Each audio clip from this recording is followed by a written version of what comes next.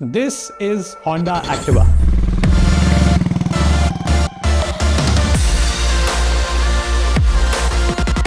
A scooter that not only became India's but world's most selling scooter back in 2017. India's most loved scooter for last 2 decades and a scooter that changed the way Indians travel and has been used by more than 3 crore customers so far. It's India's first ever scooter that sold more than 1 crore units and a product that gave even the top bikes like Splendor a run for their money. But what's shocking is that even after 2 decades, Activa dominates the market to such a big extent that its yearly sales stand at 22.5 lakh units, which is equal to the sales of next 5 top-selling scooters combined. In today's episode, we'll dive into the insights of how one product brought the famous scooty revolution in India and changed India's two-wheeler industry forever. What insight did Honda crack with this product and what helped them still be the second biggest two-wheeler player in the country? But if you're new to the channel, then hello, you've landed at GrowthX, an invite-only community of over 3,000 members who are product, marketing, business leaders,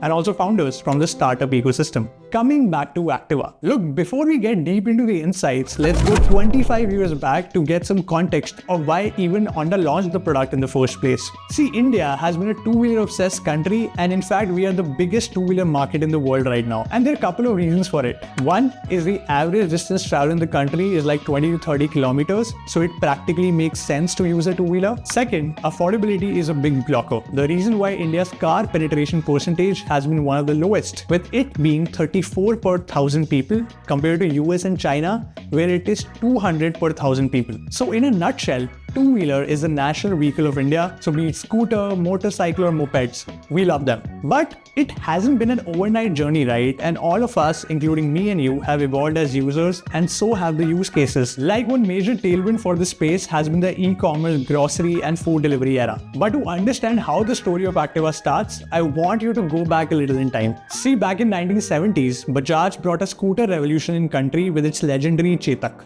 LML again was a big rival at this point of time. By the way, Bajaj was not a scooter. It was India's first mainstream family vehicle. The reason why many people still remember the tagline of famous ad, Hamara Bajaj. A vehicle 3 members of the family could actually ride together. Bajaj stayed relevant till 1990s and scooters were so popular that they ruled the two-wheeler market with 42% market share, followed by motorcycle and mopeds. But between 1998 to 2005, something happened. This something was the shift of category throne from scooters to motorcycles, as motorcycles became the category leaders with 80% market share. During this, we saw more and more bikes coming into the game. The Chetak era was going away and the Pulsar era was coming in. But in these trend lines, one trend was emerging, the trend that Honda became bullish on, the trend of gearless scooters. In fact, the very first OG gearless scooter was also brought by Honda in partnership with Kinetic Group back in 1984.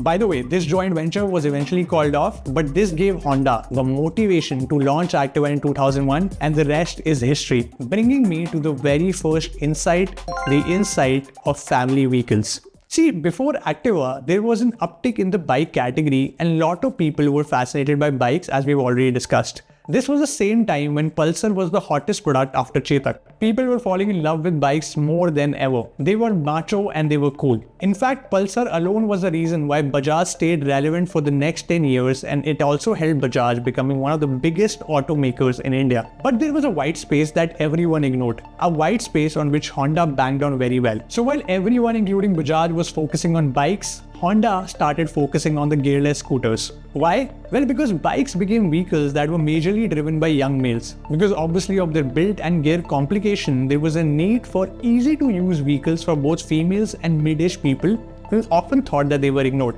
And Activa wanted to serve these users by providing a durable and a gearless scooter option that would be both safer and easier for them to ride. The reason why more than 33% of users for the longest time of Activa were females. Activa wanted to be a family vehicle where it can be actually used by anyone in a family. But what was different about Activa than other gearless vehicles in the market? See, Activa positioned itself like a unisex product that could be used by both males and females. See, before Activa, gearless scooters were considered to be a feminine mode of transport sport and there was an unsaid theory that big boys only drive bikes. Activa broke the stereotypes through their amazing positioning. But before we talk about Activa's positioning game, I have something super special for you. See, the channels to position brands have evolved exponentially since the time of Activa. And one of these channels is influencer marketing.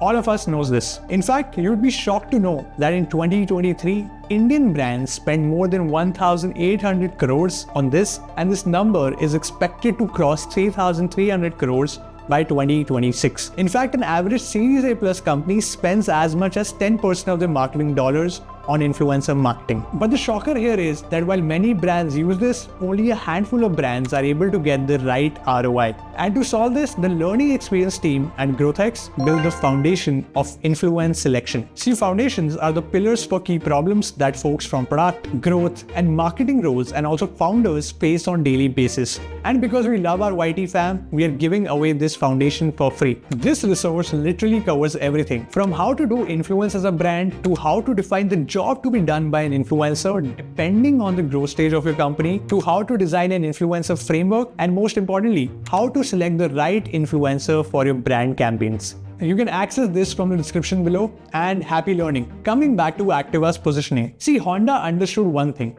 that they wanted to serve all the users with Activa, whether it be males, females, people who are middle-aged, or even kids who have just got their license. But the most tricky thing was attracting the male community who always considered gearless scooters as less macho. So they did it by two ways. One was fixing the first priority of male users, which is the appearance of the vehicle. Because obviously, that's what most males cared about. Honda made Activa look in a way that was less flashy and minimal. Also went for metal built, while many of the gearless scooters at that time were of plastic. In fact, interestingly, all of their earlier ads, if you see, showed the male users who were always with families. Second was to give these male users a performance which was not very bad from the bikes that they were getting in the market by giving them an engine of 110 to 125cc. For context, Pulsar's engine was 150cc. By doing this, Activa positioned itself as a brand for every user and increased its TAM. Honda tried to make Activa as balanced as a motorbike and as nimble as a moped. These two things together changed the game for Activa because Activa could be used by every user of the family now instead of just males. That's why company beat Splendor in 2017 and became the most selling two-wheeler in the entire world. Which brings me to the next insight, nailing the Swiss knife depth.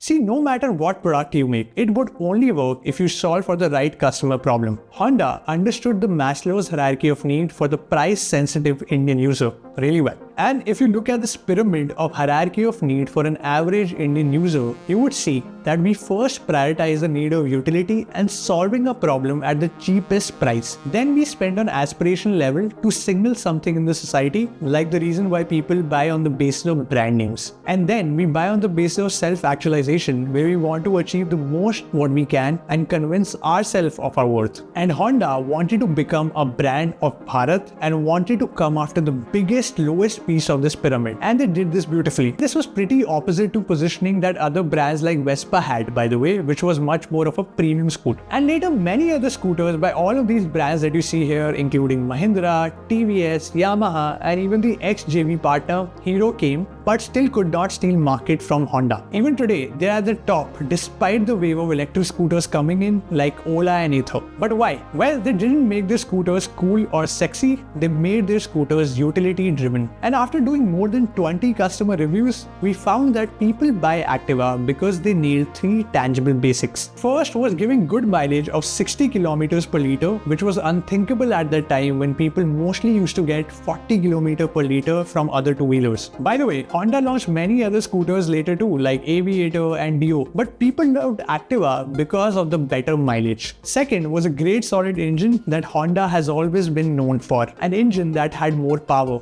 In fact, their engine was so solid that people were able to use Activa for roughly 15 years and more than 1 lakh kilometers and still did not have overheat issues or sound issues. So while many people still talked about suspension not being the best in the product, the engine always made up for it. And this was the only reason why the split of Hero-Honda JV did not affect Honda much because they were always the technology partners of the JV and Hero was working as a manufacturer and the distributor. The engine superiority was always with them since the day zero. And third was making sure that components are of good quality and tiny basics like having a good space for the riders to store their helmets in the product and having a metal body over a plastic body really helped them out. Because people knew that if you bump your vehicle somewhere, a metal body would save you and you would not get disrupted completely. In fact, they were also doing a lot of innovations over this time and were even the first ones to bring a smart key in a scooter world in India. In a nutshell, Activa became a mix of all of these things. It was a Swiss knife at the right price. Plus, obviously in the last 2 decades, they have kept on creating the lineups and also launched 125cc edition too and expanding varieties to serve different purposes. But while this solves for the insight behind why Honda made this product and why users liked it, we need to go one layer deep on why only Honda could have pulled this off at that time. Which brings me to the insight of scale. Hero-Honda JV lasted till 2010. Before this, Hero was the producer and distributor and Honda was the R&D and tech partner. So in the first 10 years of Activa, the scooter was sold under the brand of Hero-Honda. A decade that was long enough for Activa to get access to most deeply penetrated customer touchpoints that Hero had already established. By the way, for context, in 2010 when the Hero and Honda split happened, Honda had only 1200 outlets while Hero had a lead of 4000 plus touchpoints. This was an interesting time for Activa as a product because Activa came under the brand of Honda and not under Hero. And at this time, Honda became so bullish on expanding the scale that they now have roughly 7,000 touchpoints, which are similar to what Hero has right now. Between 2010 to 2014, they went so aggressive that they were opening one touchpoint every single day. And it makes sense, right? Because they knew that it's not only about the tier 1 market. They wanted to build vehicles for Bharat and Activa was one of these vehicles. They wanted to expand to tier 2 and tier 3. And to complement this, Honda even started opening its R&D centers in India for the very first time. But why? Well, because they knew that India is going to be the biggest market for them along with China for two-wheelers and they wanted to increase the Indian revenue contribution from 12% to 30+%. But the bigger plan was to make India the manufacturing hub to increase the exports to other countries. They wanted to solve for two things by making India a manufacturing hub. One was obviously to serve the demand here and second was to export to other markets. Also, Activa was the first scooter of HSMI, the Indian subsidiary of Honda, that started getting exported. So far, 10% of all Activas sold throughout have been sold abroad. And export is something, by the way, that all brands do. In fact, India is one of the top 5 exporters of two-wheelers in the entire world. And this Indian bullishness vision of the Japanese company helped their biggest product, Activa, really well. The bigger distribution network and capacity became, the more easily Activa became available to multiple users in India and the word of mouth increased. Everyone around was riding an Activa. It was a proper snowball effect that was in motion and of course, the components and parts of Activa started being available everywhere at every repair shop. Activa became not the best scooter in the market but became the comfort choice among all the scooters that you had. This scale is an unfair advantage for Honda because this is not something that a startup could have done overnight because it was all very capex heavy. So these were the 3 insights that Honda used to make Activa world's largest selling two-wheeler of its time. If you like this video, you would definitely love the last video we did on Minimalist and don't forget to check out the resource from the description. I will see you in the next one. Ciao.